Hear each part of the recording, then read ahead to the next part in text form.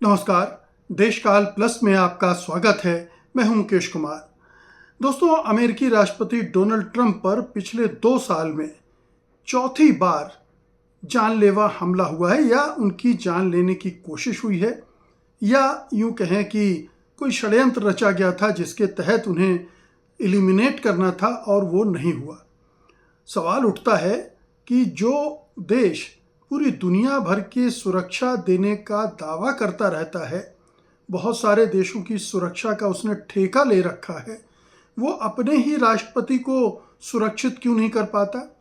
उसका राष्ट्रपति हर 4-6 महीने में क्यों इस तरह के हमलों के केंद्र में आ जाता है? अमेरिकी राष्ट्रपति डोनाल्ड ट्रंप पिछले 2 साल में 4 बार इस तरह के अटेम्प्ट के शिकार होते होते बचे हैं। पहले चुनाव प्रचार के दौरान जुलाई 2024 में एक छत से AR-15 स्टाइल राइफल से गोली चली थी, जब ट्रंप के कान को छूते हुए चली गई थी। इसके बाद सितंबर 2024 में राइफल लेकर छिपा हुआ एक शूटर पकड़ा गया था।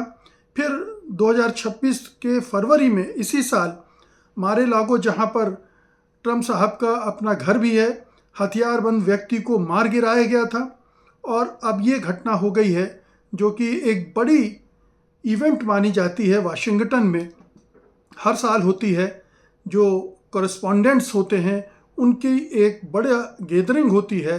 उसमें राष्ट्रपति आमतौर पर आते हैं। हालांकि डोनाल्ड ट्रंप पहली बार इस कार्यक्रम में शामिल होने पहुंचे थे।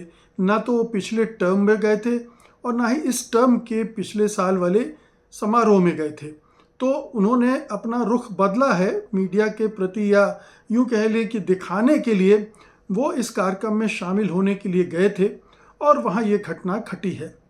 तो अमेरिकी सुरक्षा एजेंसियों पर बड़ा ये निशान है कि आखिरकार वो कर क्या रही हैं। उनकी जो खुफिया तंत्र है वो क्यों इंटेलिजेंस फेलियर बार बार होता है, क्यों इस तरह के लोग राइफल या गन लेकर पहुंच जाते हैं राष्ट्रपति के आसपास तक, और कई बार गोलियां भी चला देते हैं। यानी पहले अटेम्प्ट में जब वो पूर्व राष्ट्रपति थे तब उनके कान को रगड़ती हुई चली गई थी गोली, बाल बाल बचे थे। तो हाँ, अमेरिकी सुरक्षा एजेंसियों, अमेरिका का सुरक्षा तंत्र और सबसे बड़ी बात राष्ट्रपति का सुरक्षा व्यवस्था में कितने छेद हैं, ये घटना एक बार फिर से इसको रेखांकित करती है। आप बेहतर जानते हैं कि अमेरिका में राष्ट्रपतियों की हत्या का एक लंबा सिलसिला रहा है। वहाँ के 4 राष्ट्रपतियों की हत्या हो चुकी है। लिंकन को मारा गया था, गारफील्ड को मारा गया था, मैकिनली को मारा गया था और कैनेडी की भी हत्या हुई थी। इन 4 लोगों को तो मार ही डाला गया था, लेकिन इससे कहीं ज़्यादा बार राष्ट्रपतियों पर इस तरह के अटैक होते रहे हैं। डोनाल्ड रीगन पर भी इसी तरह का एक अटैक हुआ था जैसा ट्रंप पर हुआ है, और वो उसमें बाल बाल बचे थे। तो ये बताता है कि अमेरिकी सुरक्षा एजेंसियों के बारे में जितना दावा किया जाता है, जितना कहा जाता है, उतनी सच्चाई नहीं है।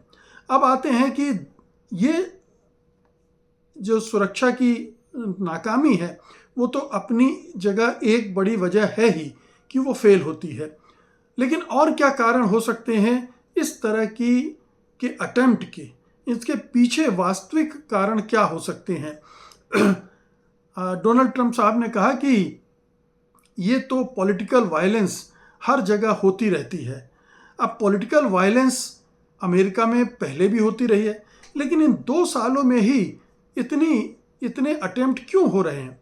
या ये अमेरिका के रिसर्चर ही बता रहे हैं कि अमेरिका में हिंसा बढ़ी है, नफरत बढ़ी है पिछले 2-3 सालों में ही।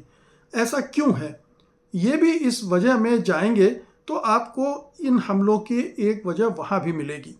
तो सबसे बड़ी बात यह है कि पहली बात तो यह कि एक पॉलिटिकल वायलेंस है या नहीं है, या ये स्टेज मैनेज्ड। ये भी, बल्कि ये विदेशी विरोधी नहीं कह रहे हैं कि ये कॉन्स्पिरेसी थ्योरी है, बल्कि मागा के जो लोग हैं, ट्रंप के सपोर्टर हैं, अब उन्हें भी लगने लगा है कि कहीं ये स्टेज मैनेज तो नहीं था, क्योंकि डोनाल्ड ट्रंप की जो रेटिंग है वो लगातार गिर रही है बिल्कुल औंधे मुंह गिर चुकी है, ज़मीन छू रही है। ऐसे में सहानुभूति बटोरने के लिए क्या ये खेल तो नहीं रचा गया था कि कहीं पर पटाखे फूट जाएं और ये कहने को हो जाए कि राष्ट्रपति पर अटेम्प्ट हुआ है? तो ये एक वजह मानी जा रही कि ऐसा हो सकता है। ये दूसरी वजह है। पहली तो सुरक्षा तंत्र में फेलियर है। दूसरी वजह यह है कि ये स्टेज मैनेज्ड भी हो सकता है। ट्रंप जैसे लोग और दक्षिणपंथी राजनीति करने वाले इस तरह के स्टंट रचते हैं, भारत में भी रचे गए हैं। हमने देखा कि मोदी जब गुजरात के मुख्यमंत्री होते थे तो कितनी बार ये खबर प्लांट की जाती थी कि उनकी हत्या के इरादे से कोई आया था, हमला होने वाला था, ये भंडाफोड़ कर दिया वहाँ की पुलिस ने, वगैरह वगैरह। हालांकि पिछले 12 सालों में प्रधानमंत्री पर यहाँ कोई हमला नहीं हुआ है। तो ये एक बात है कि ये स्टेज मैनेज भी हो सकता है। फिर तीसरे कारण पे आते हैं। तीसरा कारण ये है कि अमेरिका में जिस पैमाने पर आंतरिक विभाजन डोनाल्ड ट्रंप की पॉलिसीज़ ने, उनके रेटरिक ने, उनके समर्थकों ने, एलन मस्क जैसे लोगों ने विभाजन पैदा किया है, उसकी वजह से ये जो घृणा है वो दोनों तरफ बढ़ी है। जो ट्रंप के समर्थक हैं वो भी बहुत आक्रामक और हिंसक हुए हैं, जो ट्रंप के विरोधी हैं वो भी आक्रामक हिंसक हुए हैं। तो बहुत मुमकिन है कि ये हमले दोनों में से एक तरफ के किसी खेमे की तरफ से भी हो रहे हों। ये भी मुमकिन है कि डोनाल्ड ट्रंप की पॉलिसीज़ के वजह से जो अमेरिका में दिक्कतें खड़ी हो रही हैं, परेशानियां पैदा हो रही हैं, उनकी वजह से आम लोगों में से भी कोई उठकर गोली चला सकता है। तो एक बड़ी वजह कोई भी हो सकता है, कोई ज़रूरी नहीं कि ये पॉलिटिकल वायलेंस हो। ये विशुद्ध रूप से ट्रंप की पॉलिसीज़ का विरोध भी हो सकता है, उनसे जो नाराज़गी है वो उसकी वजह भी हो सकती है।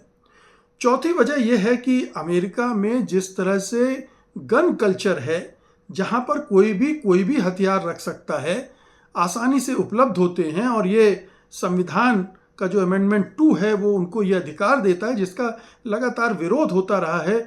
गन कंट्रोल की बात की जाती रही है, और उस दिशा में चूंकि गन लॉबी इतनी मजबूत है कि उसके सामने कोई भी पॉलिटिकल पार्टी टिक नहीं पाती है, तो वो गन कल्चर बाकायदा चल रहा है। और जब आसानी से लोगों को हथियार मिल जाते हैं तो एक ट्रिगर हैप्पी समाज बनता है, वो इधर उधर गोलियां चलाता रहता है। और हम देख रहे हैं कि अमेरिका में कितने वायलेंस होते रहते हैं, जहाँ तहाँ बच्चों के स्कूलों में कहीं भी हमले होते हैं और 10-20 लाशें बिछा दी जाती हैं। तो ये उस गन कल्चर का भी एक परिणाम हो सकता है कि लोग इस तरह से अपना गुस्सा, अपनी हताशा, ये समाज की मनोदशा भी है कि वो कितनी वायलेंट बन गई है, कितनी फ्रस्ट्रेटेड है, कितनी वायलेंट है, और तुरंत वो हिंसा की तरफ बढ़ जाती है। तो ये 4 कारण तो हो गए, लेकिन एक कारण और भी है जिस पर हमें गौर करना चाहिए कि ये जो ट्रंप की पॉलिसीज़ हैं, जो अंतर्राष्ट्रीय स्तर पर विभाजन पैदा कर रही हैं, नाराज़गी पैदा कर रही हैं, ख़ासतौर पर जिस तरह से इज़राइल की हरकतें रही हैं, गज़ा में नरसंहार हो रहा है, लेबनान में नरसंहार किया है, उसने वेस्ट बैंक में जो इलाका है वहाँ जिस तरह से इजरायली हिंसा कर रहे हैं, वहाँ के फ़िलिस्तीनियों पर जिस तरह से छोटे छोटे बच्चों को मारा जा रहा है, उस सब से पूरी दुनिया में नाराज़गी है, उस सब से नाराज़गी है। और फिर ईरान पर जिस तरह से हमला किया गया वो भी एक नाराज़गी की वजह है। तो इस नाराज़गी की वजह से भी अगर कुछ लोग इस हद तक जाने को तैयार हो गए हों तो हैरत की बात नहीं है। और ये इस हद तक जाने वालों में कोई ज़रूरी नहीं कि वो मुसलमान हों, वो फ़िलिस्तीनी हों, ईरानी हों, लेबनानी हों, या मध्य पूर्व के अरब हों, कोई ज़रूरी नहीं है। वो हो सकता है कि अमरीकी हों, ईसाई हों, जिन्हें ये पसंद नहीं आ रहा कि उनका देश इस तरह से नरसंहार में शामिल हो। ये जो पॉलिसी है अमेरिका की और ट्रंप की जो वो कर रहे हैं, इसकी वजह से भी जो गुस्सा पैदा हुआ है वो भी इस तरह से निकल सकता है। जिसको पकड़ा गया है वो पढ़ा लिखा टीचर है, प्रोफेसर है, वो इंजीनियरिंग पढ़ चुका है, और नासा के लिए भी काम कर चुका है, नासा के लिए। तो ऐसे लोग भी अगर हिंसा की तरफ बढ़ रहे हैं तो ये अमेरिकी समाज को समझना पड़ेगा, अमेरिका की जो पूरी राजनीतिक व्यवस्था है उसको समझना पड़ेगा। और जो ट्रंप कह रहे हैं कि हमारा तो लोकतांत्रिक देश है, दरअसल अमेरिका अब लोकतांत्रिक देश रह नहीं गया है। उसने दुनिया में जितने लोकतांत्रिक देशों को अस्थिर किया है, वहाँ की सरकारें उल्टी हैं, उसके बाद वो ये कहने के योग्य रह नहीं गया, बल्कि वो जितने तानाशाहों को मदद कर रहा है वो अपने आप में एक रिकॉर्ड है कि वो कितना लोकतंत्र विरोधी है। और जिस तरह से उसने वेनेजुएला के राष्ट्रपति माडुरो को का अपहरण किया, वो अपने आप में एक उदाहरण है। फिर ईरान के शासकों का 28 फरवरी को जो हत्या की है, वो भी एक उदाहरण। तो ऐसे हजारों उदाहरण इस पृथ्वी पर मौजूद हैं अमेरिका के लोकतंत्र विरोधी होने के। और इस वजह से ये जो जिसकी बात ट्रंप कर रहे हैं उसमें कोई दम नहीं है, ये खोखला दावा है। और इस वजह से अब ये दावा खुल गया है और लोग इस भ्रम में नहीं आ रहे हैं, इसलिए भी वो इतने हिंसक होकर जवाब देने के लिए तैयार हो गए। तो ये 5 कारण हैं प्रमुखतः। लेकिन अब अमेरिका एक फेल्ड स्टेट के तौर पर भी देखा जा रहा है और उसमें वायलेंस, अस्थिरता, अनिश्चितता, संघर्ष जिस तरह से बढ़ रहा है, वहाँ इस तरह के हमले अगर और बढ़ जाएं और किसी दिन आपको ये खबर भी मिले कि डोनाल्ड ट्रंप निपट गए हैं, तो कोई हैरत में मत पड़िएगा, क्योंकि ये इन्हीं के पाप हैं जिनकी सज़ा ये भुगतेंगे और किसी के नहीं।